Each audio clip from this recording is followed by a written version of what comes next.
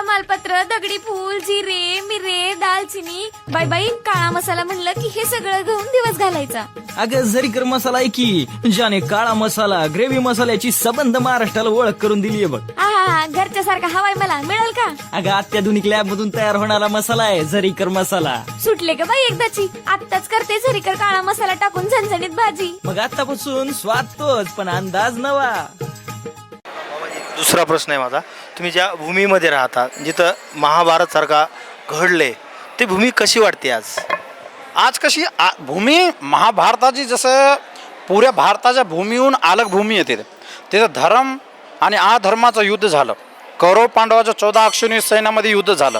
त्या भूमीमध्ये आता बी नाही लालपणा आहे, खुणाचा लालपणा आहे. अरे एक सपाट एक जशी अशा फरशीसारखी जमीन आहे, सगळी गोल रिंगण आहे तिथं 84 कोसाचं. त्या भूमीमध्ये आजावी जाऊन येतं ते जसं लाल मातोडी असते, जसं रक्तावून राहते. ते भूमी धर्मची जीतीलच भूमी आहे ती. कुरुक्षेत्र एक भूमी अशी आहे, त्या भूमीमध्ये नाही जे बी माणूस जाऊन त्याचं दर्शन करेल ते म्हणतात ज्याच्यात त्यांना आपले अधर्म केले ना ते मरून जातील, ते धर्माच्या मार्गावर लागला, अशी भूमी आहे ती. हा तमालपत्र, दगडी फूल, जिरे, मिरे, दालचिनी, बाई बाई काळा मसाला म्हणलं की हे सगळं घेऊन दिवस घालायचा.